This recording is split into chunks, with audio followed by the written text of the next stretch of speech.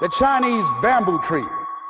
The Chinese bamboo tree takes 5 years to grow. Chinese bamboo tree খুবই interesting একটা গাছ, যার বীজ রোপণ করলে প্রথম 5 বছর কিছুই হয় না, না কোনো অঙ্কুর দেখা দেয়, না কোনো পরিবর্তন।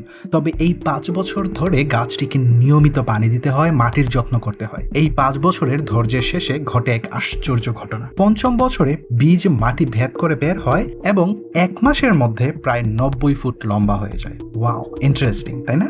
এই গাছ প্রতিদিন 3 ফুট পর্যন্ত বাড়তে পারে। তাহলে কি মনে হয় এই 5 বছরে গাছটির কোনো পরিবর্তন কেন চোখে পড়েনি?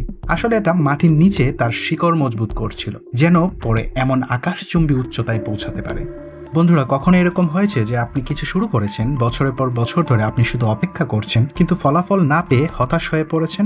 হয়তো ভাবছেন এটা কি আমার জন্য নয়। ওয়েল, আজকের ভিডিওটা তাদের জন্য যারা ইউটিউব বা কন্টেন্ট ক্রিয়েশন শুরু করতে চাচ্ছেন বা করেছেন কিন্তু ভিউ পাচ্ছেন না, আমার মতো।